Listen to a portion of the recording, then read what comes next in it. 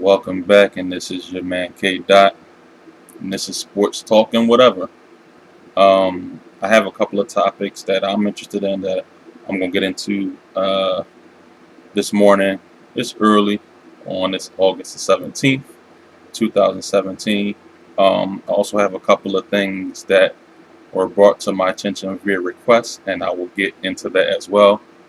I want to start real quickly. It's a subject that I touched on my last video about the situation in Charlottesville. I'm not going to get deep into it, but one of the things that happened is LeBron James obviously is a superstar figure in the NBA, and he voiced his opinion on it, and he had a Twitter comment about it, and he had some things to say. He talked about one of the comments he made was about the so-called president, and he had a couple of, I guess, grammatically not so perfect things in there, and I think a lot of people kind of focused on that more than they did his overall message. He talked about get better as a society and for us to get better as a people, as love, and that was kind of a weird, like, he's like, you didn't really know what he meant, to give both foots forward. There was kind of a couple of weird things in there. People was like, huh? So I think his actual message or whatever he was trying to say got a little bit lost in the translation of a couple of those comments that he made. Overall, I think that it's okay for he or any athlete, anybody that has that platform, to go ahead and speak out against it. I think it's a good thing to do because not enough people do it. LeBron James has been generally one of the people that is willing to at least speak on social issues and weigh in on it, which I think is a place to start. I mean, when your superstar is willing, they get step in and talk about it. Other superstars or other athletes, I think the door is more open for them as well. So that's my quick take on that or whatever. But another thing that happened, and I didn't really get into it last time, but I will a little bit this time, is the new NBA schedule came out. The schedule is out. The games are and dates are posted. The main kind of attraction that they start the season around is the Christmas Day games, and they have 5 of them, like they've been doing over the years. You usually see whoever the champions are. You're pretty sure to see like the Lakers or the Knicks. Some of the premier teams, obviously whatever team LeBron is on, stuff like that. So this year we have the Sixers taking on the Knicks. I can't remember the last time the Sixers were in a Christmas game. It had to be like the Allen Iverson era, and I don't even specifically remember that. But the Sixers are taking on the Knicks on a Christmas Day game. I actually am very, very interested in going up to New York City and see that game. I've been to Madison Square Garden, but I've never been for an actual basketball game. So, and with the Sixers coming to town, I know the ticket's going to be mighty expensive, but I'm actually interested in going and checking that game out. They have the Cavaliers versus Warriors, as expected. I think this is the 3rd year in a row that they're going to play one another on Christmas Day. So they have the two teams that, been in the finals the last 3 years. Obviously, between the two of them, won the last 3 NBA championships. So you have them taking on one another again. Wizards against the Celtics on Christmas, which is a rematch from the playoffs they had. They had a terrific series last year in the playoffs, and they've kind of developed a rivalry. Like, it was a couple little scrums that kicked in during the regular season and the playoffs. They were getting into it. So that rivalry continues, and hopefully it can continue to escalate for the entertainment of the fans. The Rockets are taking on the Thunder, which should be terrific basketball. And then you got James Harden leading the way. Chris Paul just joined the Rockets, and then you got Russell Westbrook with Paul George just joining the Thunder. So they both got kind of like a little 1-2 punch on each side going. Both of those teams are expected to be even better this year than last year. Obviously, the Rockets were one of the very top teams, and the Thunder were okay. They made the playoffs. The Rockets took care of them pretty easily in the playoffs. So they'll get a chance to. The Thunder going to get a chance to see how they measure up against them this time on the Christmas Day game. And then they got the Timberwolves taking on the Lakers. The Lakers are always an attraction, always a top-notch in terms of their ratings and stuff like that, even when they're an awful team, which of course they are and have been. Um, but you got Lonzo Ball in there. You got him. He's definitely someone who's going to keep your ratings up. He's a popular player. The Lakers already are a popular team, and then you got the Timberwolves um, just upgrading with Jimmy Butler, who they picked up from the Bulls this offseason. So they're expecting, can they finally? I mean, they've been stacking up. You got Andrew Wiggins, Karl Anthony Towns. They got some really, really good players. They got Butler now. Can they finally get into the play? They haven't made the playoffs since like Kevin Garnett. Like, it's been pretty embarrassing for the Timberwolves as long as it's been since they made the playoffs. It's been like, I don't know, maybe 12, 13 seasons. It's been a long time. So, can this be the year? It looks like it, but you really never know with them because it's looked like it a couple of times before, especially with some of these top-notch players they've had that they've drafted over the last few years. So we'll see. Can this be the year? They're gonna get a chance to shine on Christmas and obviously throughout the season. And some other games that they kind of scheduled that are of interest, I think, to myself and some fans. Obviously, the opening night.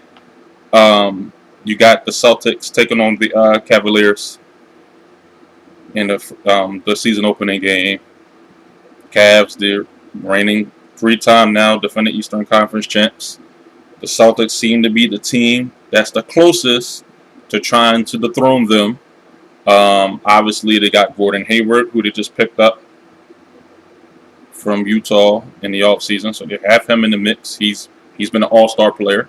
He's been a big-time player. And then they drafted Tatum with the third pick. They traded down with the Sixers, picked up the third overall player in the draft, and he actually looked pretty good in the summer league. We'll see how it turns out. I don't know how much of time he's going to get, how much of their rotation, because they're already obviously a top-notch team. They're a playoff team. Isaiah Thomas he averaged like 30 points last year, so he's been their top player. And now you got Hayward also. So Boston's expected to be a pretty serious team. You really don't know the status of the Cavaliers. We know they've been really good. Kyrie Irving, is he still going to be on the team by the time the season starts? That's a question. So they have that season opener. Then we have the Rockets taking on the Warriors. And they always have the champion, play on opening night. And it's, normally a home game for whoever the defending champ is. So Golden State gets the home game on the opening night. Houston is the visiting team this time. And obviously this is James Harden, the Beard. Chris Paul will be expected to make his debut with the Rockets. So that's going to be, compelling. And listen, just because they're the champs and they're playing at home, they Golden State. Because I remember last year when they just acquired Durant, Golden State played in that opening game against San Antonio and got blown out. I mean, they lost by like 30 or 40 points. It was bad. So, it's no guarantee. Obviously, they recovered, came back and won the championship anyhow. So, it's not that it means anything whether they win or lose. But, you can't automatically count it as a victory. It's the opening night. Anything can happen. So, a lot of people and myself, will be tuned in. Some other games just caught my attention. The 76ers. And one of the first couple games, I think they take on the Wizards, and I think the Celtics the first couple of games. I'm very interested to see how they match up with the Celtics, just for the fact that the Celtics have been really the top team in the division for a while. And now that the Sixers have gotten what looks like possibly a healthy team, we'll see. But they got Embiid, who was terrific when he played, but he was unhealthy, obviously. They got Simmons back from injury, and he's having his official rookie year. And then they got Dario Saric, who actually played, all of last year as a rookie. And then Fultz, who's in as a rookie this year. So they got some players that really could be good. They brought in Amir Johnson, J.J. Redick as some veteran players. So I don't know how, they could possibly be a playoff team. I'm very interested in how they match up with Boston, because that's the team that's really dominated the division and is expected to continue.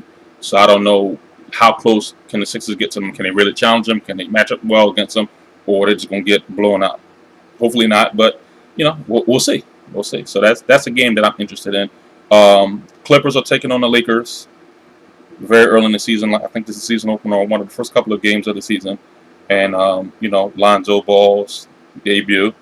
and a different looking Clippers team. Chris Paul's out of town.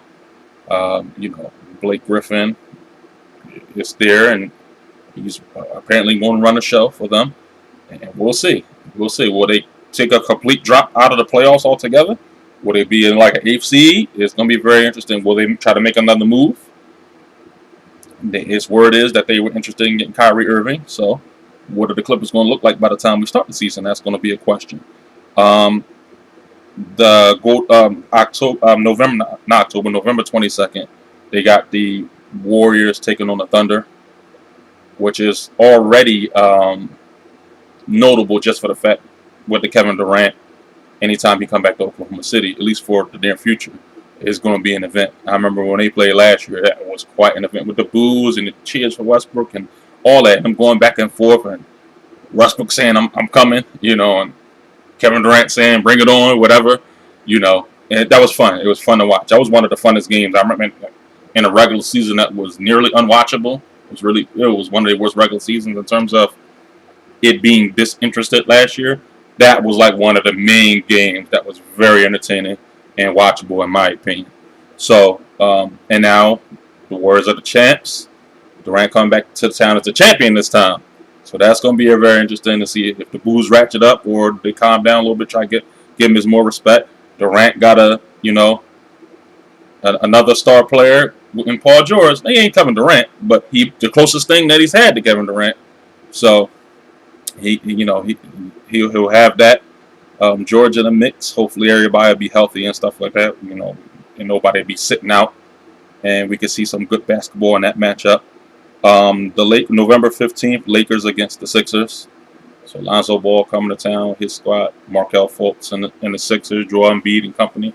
That should be fun to watch. Pardon me. And some of the other games I was thinking about, like people returning to their former locations. December 13th, Thunder against the Pacers with Paul George coming back. January 15th, Rockets against the Clippers with Chris Paul coming back. February the 9th is the Timberwolves against the Bulls with Jimmy Butler coming back to Chicago. And March 28th, Celtics against Jazz with Gordon Hayward revisiting Salt Lake City. So those are some of the kind of notable games that jumped out at me on the schedule. Also, to be added to this, maybe at a later time, if Carmelo Anthony gets traded, that'll be very interesting. Whenever he gets a chance to return to Madison Square Garden and go up against the Knicks, that's going to be interesting. And the same thing with Kyrie Irving. If he gets traded, what's going to happen when he come back to Cleveland and go up against LeBron and whatever the Cavaliers look like after that? So that's some more stay tuned type of interesting things going on as far as the NBA. Let me transition here to the NFL. A couple of things are going on. One of them, I mentioned last video, and is a major kind of story going on, is the suspension for Ezekiel Elliott, the star tailback for the Cowboys. Now, he got the 6-game suspension. He officially went to appeal the suspension, and now, they have to determine whether they're going to uphold it to keep the 6 games or reduce it or try to just eradicate it altogether. Now, one important thing is that Roger Goodell, the commissioner, has decided not to oversee the appeal himself. And we've seen him do this in the past, and I believe when he oversees it, it's almost a certain chance that they're going to uphold the suspension. Now, he delegated it to Harold Henderson, one of his confidants, one of his staff members. He delegated it. Henderson is going to oversee the suspension, which, in my opinion, now the Cowboys, I don't think reportedly were happy about that. I kind of think it is a good thing that it's not Goodell for the Cowboys' sake. I think this might help them. I don't know if it will, but I think that the best chance they had of getting the suspension reduced was to get Goodell to, get one of his, delegate it to one of his other staff members or whatever. Now, I don't know, maybe they have a problem with Henderson personally. Maybe that's the issue with the Cowboys. But they said that Henderson oversaw an appeal with Greg Hardy, who also was with the Cowboys and had a 10-game suspension that was knocked down to, I believe, 4 games or 6. I think it might have been 4. But whatever it was, he got a significant portion of the suspension knocked off with Henderson being the appeals judge. So I think this is something that the Cowboys, if I was a Cowboys fan and I was looking for Ezekiel Elliott to get this thing at least reduced, if not cut off completely, I'd be happy with the decision, my personal opinion. We'll see how it turns out. They really established kind of the after the Ray Rice debacle. Oh my God, that was terrible. Not only the video on what Ray Rice, did with this woman at at that time, but also the way it was handled. And it was, it was a fumble on the NFL's part of how they handled the situation. But because of that, they put in like kind of this mandatory domestic violence 6 games. We're going to start at 6 and then see where it goes from there. Like, we're not even going to talk about it. We're going to put 6 games on the board and then we'll see if it changes or not. And that's how they've treated this situation with Ezekiel Elliott, even the fact that, there was no official, anything that he was officially charged with or anything like that. There were some allegations, obviously, but even that, 6 games. And that's kind of how the NFL, that's their stance that they're taking right off the top. So that's on the board. We'll see if it's reduced or not. That'll be an upcoming story. By request, I want to talk a little bit about the Green Bay Packers. Shout out to my little brother. I'll say this. The Packers, first of all, we know, are traditionally great franchise. Vince Lombardi, you win in the first couple of Super Bowls at the beginning of the Super Bowl era. The trophy being named after Lombardi, Lambeau Field and the Frozen Tundra and all that. We know that the Packers are one of those traditional, great NFL franchises, great NFL cities. How the people, own the team and stuff like that. They have Aaron Rodgers, who is arguably, and I would say, in my opinion, in terms of talent, he's probably the most talented quarterback ever in the NFL. In terms of what he's able to do, the throws he's able to make, the plays he's able to make. In my opinion, he hasn't had the most stellar career, or at least not in the postseason. He's won the Super Bowl, but for a guy that's that good, as good as he is, I don't think he's had as much playoff success as a person that's good would warrant. But his career is not over. It's still going. They still have a great shot at doing well again. They certainly expect to be in the mix this year. The challenge for the Super Bowl. They're obviously not the favorites, but they're in the mix. They was in the championship game last year of the NFC. They don't match up well with the Falcons. You kind of saw, honestly, they match up well with the Cowboys. They beat them in the playoffs. They went up against the Falcons and got the break speed off of them, and you kind of saw it coming. The Falcons are not a good matchup for the Packers, and if you're a Green Bay fan, you want to kind of try to avoid them if possible. In that case, it was the NFC Championship, so they had to run into them at some point, unless the Falcons got knocked off in the earlier round, and it just didn't work out for Green Bay last year. But they still have a terrific team. They have a great, great quarterback. The problem with the Green Bay Packers is just 2 things. If you're a Packers fan out there, 2 things that really messed this team up. Number one, they get way too many injuries. They got to do a better job of their general manager, Ted Thompson, whoever it is, the GM, and the staff, their scouting people. They got to do a better job of getting some draft picks. They're not a team that uses free agency. They build their team through the draft. They don't really bring in free agents to Green Bay. They like to draft their folks, groom them, develop them, and then, let them play. That's how they run their team, which is not a bad idea. It works for them, and that's fine. But I tell you, they get so many injury-prone players. They get so many players that get hurt way too often. I mean, they be leading the NFL and players on the injury reserve and all types of stuff. That ain't that category you want to lead the NFL in. So you got to do better. They probably getting players that are really talented but can't stay healthy. That's their problem. So that's the one issue. And the other issue is clearly the running game. We know they're a pass first team. You got Rodgers. You're not going to be a running team. You're going to let him throw the ball. But darn, you got to have some type of tailback that can give you something. Remember, I've never seen this before. I'm sure it's happened at some point in the NFL in history. I've never seen it get so bad that the wide receiver got to take over as the running. And not, this is the thing. The thing is, Ty Montgomery took over. He was a wide receiver, and he took over as the lead tailback for, I think, like 6 games at the end of the season. But this is the thing. Not only did he take over a tailback, it wasn't like, all right, he took over because we got a couple of guys injured this game, and he took over just for a game or two. No, he took over like he was the tailback. Once he got in there, he was in there for like the rest of the season.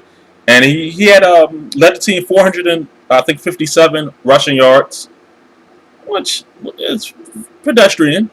But he averaged 5.9 yards a carry, which is really, really good for a tailback. Just the fact that his carries were so minimum, that 5.9 is iffy because he didn't take a lot of hits. He didn't take a lot of punishment that tailbacks usually take. He didn't get the bulk of carries that tailbacks usually have.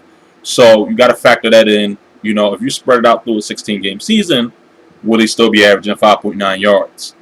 That remains to be seen because going into this season, Packers fans, it looked like Ty Montgomery is going to be the tailback again, like the full-time starter and the number 1 tailback. And I took the time out. Oh, Packers. If I was a Packers fan, I would be happy about this. I took the time out to look up the tailbacks that they have. So they got Montgomery, obviously, and they got 5 other tailbacks that are in there. You know, in training camp, playing with them in the preseason. They'll, I'm sure, narrow it down. They got 5 other guys. They're all rookies. Like, I've never seen this. Like, so they got a wide receiver or a former wide receiver and 5 rookies. Like, I don't know what they were thinking. And the rookies, they weren't you know, first round, second round picks. They got 5 undrafted guys and low round picks. They got this. I'll run them down to you real quick. They got Jamal Williams, who was a 4th round pick. BYU, he had 1,300, I think, 75 rushing yards, which is okay. Not if that was the NFL, obviously, but in college, that's not a, you know, outstanding number. You know, because in college, folk be rushing for 17, 1,800, 2,000 yards, no problem. You know, even if the tailback turns out not to be all that great of an NFL player. In college, they put up numbers for the most part. They got Williams Stanback, who was undrafted. He was at Central Florida, then transferred to Virginia Union. I don't know if this kid's going to be any good, but that little transfer don't even look good right there.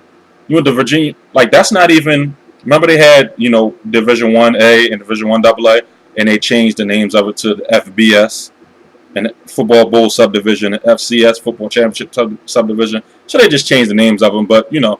For the classic and traditional football fans of college football, we know Division 1A, Division 1AA, stuff like that.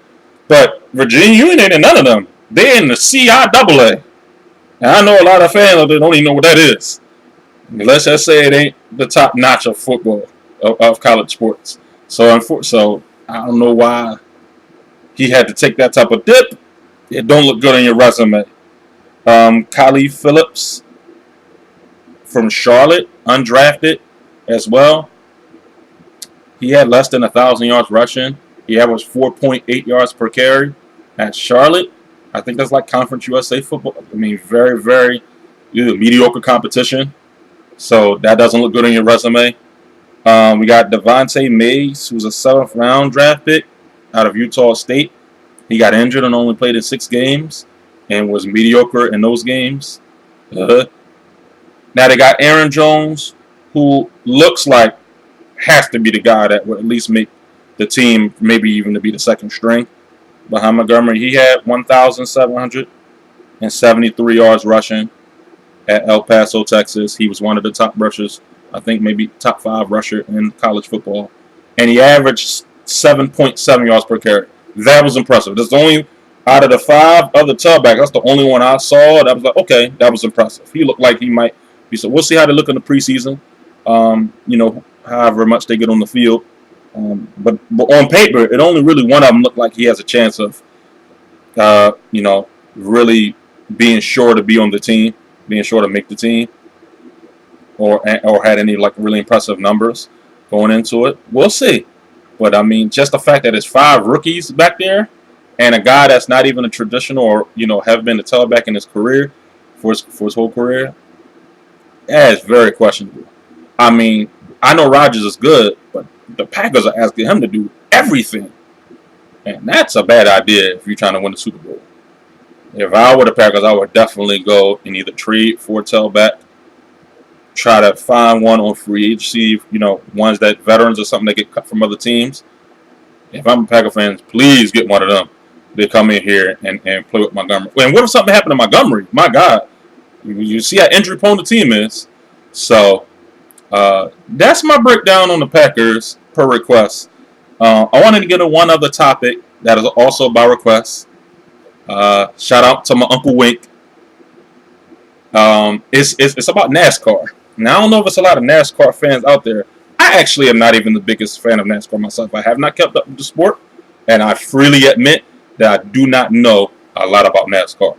But I will share with you a couple of things.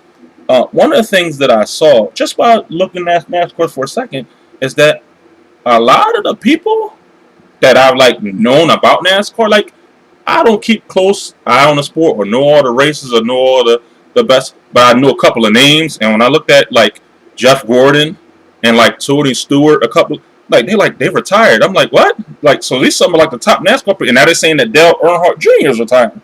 So it's some of your best names and top most popular drivers is all retiring. So it's it feels like NASCAR is taking a dip. It's already not the most popular sport, obviously, here that we have, and it's they're about to take another dip with so many retired drivers that's happening lately. I also saw that there was a one by the name of Tia Norfleet, who was the first black female NASCAR driver. Never heard of her before. I just looked her up. I just looked it up, and saw her, and I said, "Wow, that's interesting." And it really made me think about this. I don't know if there are any black NASCAR drivers, or if how many have there been in history. It certainly feels to me that it's something has not happened very often, and I certainly haven't seen it. And I think that something like that may actually help or change the sport in a positive way. I remember when Danica Patrick came in, and she, a female came in as driver. That was pretty good, and that gave a buzz to the sport. And I just think that maybe another female or maybe a black driver could really give some buzz to NASCAR and increase their popularity. Think about what happened when Tiger Woods, and there's been other black golfers other than Tiger Woods. There have been a lot of other black golfers. He's not the first, but the fact that he took over golf and he was so dominant, and he was black. And let's not act like race always plays a part in different subjects. It just does. We got to realize that we can't hide from it and talk about race don't matter and all that stuff. Yeah, it does. It matters, and it's okay. Let's embrace it. Let's be honest about it. But when Tiger Woods came in as a black man and took over golf, I tell you what. I tell you the truth. He had me interested, and I don't even like golf, but I tuned in. I mean, check this guy out. He dominated golf. He took it over. It was a cool thing. So I think if they have something like that, NASCAR, and it don't have to be a black person. I'm just using that as an example. But it could be a black person that will help, I think. But someone who could just take that thing over and start winning all the races or something, or something to infuse some more excitement in the NASCAR, I think will be great for their sport. Especially since the fact that some of your best drivers are retiring. I think they need someone to come in. Maybe one of their young guns can come in and just take over and start winning all of the races or something, and get some excitement in NASCAR. So I did my best, Uncle Wink. Shout out to you for that one. Anyone else that have topics about the show, dislike the show, have any comments, please feel free to chime in. I do take all of my comments and those that support very seriously. I'm going to get ready to wrap it up. Coming up, the next time I'm on, I do want to talk more about the NFL. There's going to be some preseason games coming up. And any other action that happens this weekend around sports, I'll be sure to chime in on it. So we're going to say goodbye for now. I'll catch up with y'all next time. Peace and love.